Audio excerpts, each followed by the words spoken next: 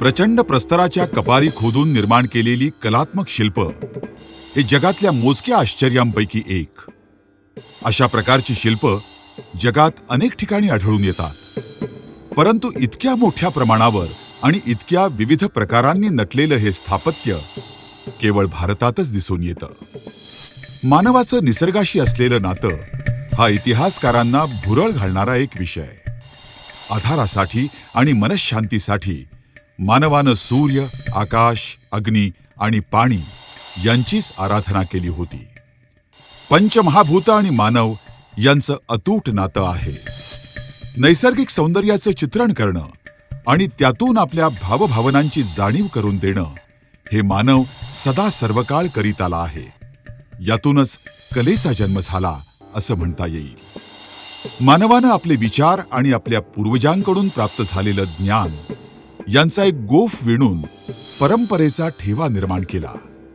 चराचर निसर्गापासून स्फूर्ती घेऊन त्यातूनच संस्कृती निर्माण झाली. निसर्गाच्या देणगीचा मान राखून त्यावर केलेली कलाकुसर याची उत्तम उदाहरणं भारतात आहेत.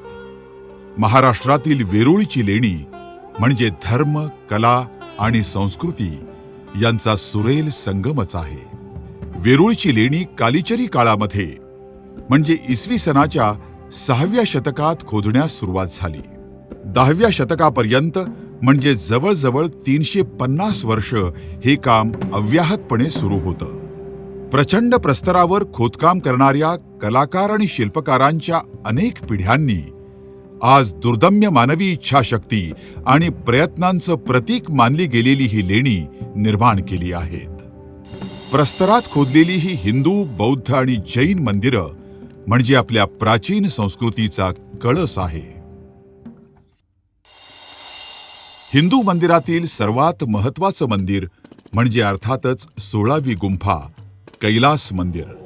हिंदूंचं हे शिवमंदिर असलं तरीही त्यात इतर देवदेवतांच्या मूर्ती आहेतच. यात 3 मजले उंच असे सज्जे स्तंभावर पेललेले आहेत. भिंतीवरती प्रचंड शिलाचित्र आहेत, तर कोनाड्या कोनाड्यातून शिल्पकलेचं प्रदर्शन आहे. राष्ट्रकूट राजा कृष्ण यांच्या राजाश्रयाबद्दलचे शिलालेख या मंदिरात आढळतात. कैलास पर्वत हे भगवान शंकराचं निवासस्थान मानलं जातं.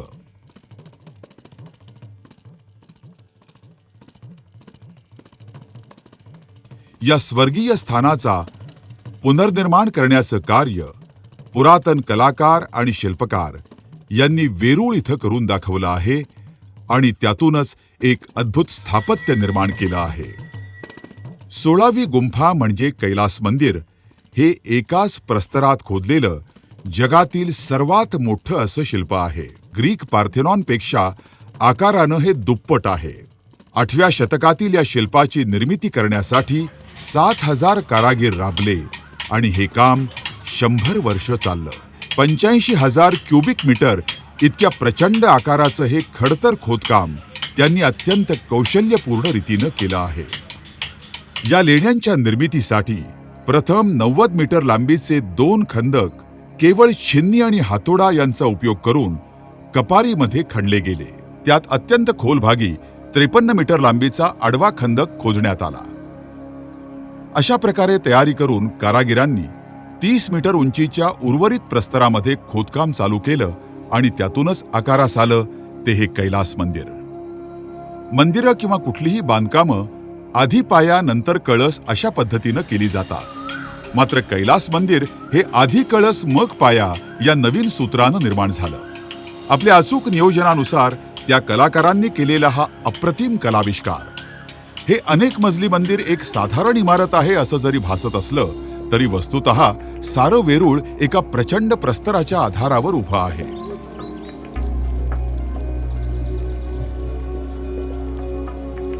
या संपूर्ण मंदिराचे 4 विभाग आहेत. पहिला भाग म्हणजे मंदिराकडील वाट. हा पथ 2 मजले इतका उंच असून घोड्याच्या नालाकृती अंगणात प्रवेश करतो. याच्या दोन्ही बाजूला कोरीव काम केलेले प्रचंड स्तंभ आहेत. या मोकळ्या जागेच्या 4 अंगांना 3 मजली उंच सज्जे आहेत. पुरातन काळी या सज्जातून मधल्या मंदिराकडे जाण्यासाठी दगडी सेतू होते. आज मात्र ते पडलेले आहेत. दुसरा भाग म्हणजे मंदिर. शोभिवंत अशा त्रिकोणी आकारात खोदलेल्या या मंदिरावर भारतीय संस्कृतीची आणि धर्मांची अनेक प्रतीकं आढळतात. तिसरा भाग म्हणजे महाकाय नंदी. हे सुद्धा एक देखणं शिल्प आहे. अखेरचा आणि चौथा भाग म्हणजे इथं राहणाऱ्यांसाठी बांधलेली संकुलं. मोकळ्या अंगणाच्या चारी बाजूंनाही बांधलेली आहेत. या साऱ्या संकुलाचा पाया एखाद्या मजल्यासारखाच दिसतो आणि त्याच्या वैभवाची शान वाढवतो. पायाच्या या चौथऱ्याच्या खाली तसंच वर हत्ती आणि सिंहाची शिल्प आहेत. या पायाची रचना अशी काही केली आहे की त्या खालील हत्तींची शिल्प जणू काही साऱ्या संकुलाला आधार देत आहेत असा आभास व्हावा.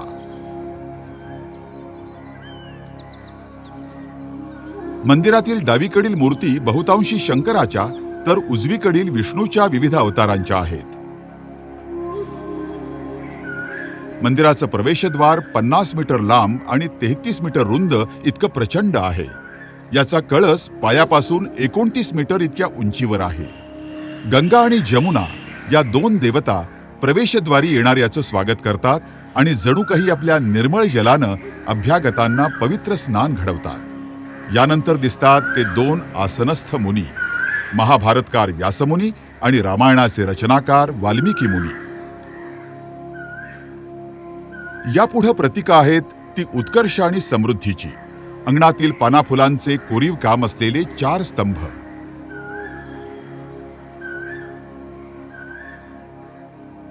देवतांच्या संपत्तीचा राखणदार शंख आणि कमळधारी कुबेर यापुढे आपल्याला दिसून येतो. यानंतर अर्थातच दुष्टसंहारक माता पार्वती आणि मंगलमूर्ती श्री गणेश. देवळाच्या दोन्ही बाजूला 16 मीटर उंचीचे 2 खांब आहेत. कदाचित यापूर्वी त्यावर शंकराचं आयुध त्रिशूल ठेवलेलं असावं. समोरच संपत्तीची देवता लक्ष्मी विराजमान आहे. अंगणाच्या दोन्ही बाजूला हत्ती उभे आहेत. इथून वळण घेतलं की डाव्या बाजूला कामदेवाची मूर्ती आहे. त्याच्या हातात मदनाचं धनुष्य आणि 5 तीर आहेत.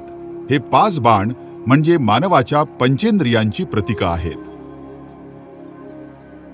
प्रवेशद्वाराच्या डाव्या बाजूला अगदी मागं गंगा, यमुना आणि सरस्वती या तिन्ही नद्यांचं मंदिर आहे. गंगा, यमुना आणि सरस्वती ही निर्मलता, भक्ती आणि ज्ञान यांची प्रतीकं आहेत. यांच्या बाजूलाच शिव आणि विष्णू यांची अनेक भित्तिचित्र आहेत. दक्षिणेकडच्या भिंतीवर रामायणातल्या कथा कोरलेल्या आहेत. याशिवाय असंख्य चित्र तिथं आहेत. रावण देवतांना आपली शिरकमलं अर्पण करतानाची चित्र आहेत. शिव, पार्वती आणि नंदी तसंच शिवलिंग असं चित्र आहे. वीणा वाजवणारे शंकर, द्यूत खेळणारे शिवपार्वती, शिवपार्वती विवाह, शिवलिंगाचा उद्भव आणि अर्थातच शिवाचं तांडव नृत्य इथं कोरलेलं आहे. कथा अशी आहे की दक्षिणेकडून रावणानं कैलास पर्वत हलवण्याचा प्रयत्न केला. माता पार्वती आणि तिच्या सख्या यांना त्यामुळे त्रास झाला. याचं हुबेहूब चित्रण इथं दिसतं. एक स्त्री तर अत्यंत घाबरलेल्या अवस्थेत दिसते. कथेनुसार शंकरानं केवळ आपल्या पायाच्या अंगठ्यानं सारं काही पूर्ववत केलं. उत्तरेकडच्या भिंतीवरती वरच्या बाजूला महाभारतातील चित्र आहेत, तर खालच्या बाजूला कृष्णलीला अवतरली आहे. दहीदूत पळवणारा बाळकृष्ण, विष्णूंचा नरसिंहावतार, अनंतनागावर विश्राम करणारे श्री विष्णू यांची चित्र इथं आहेत.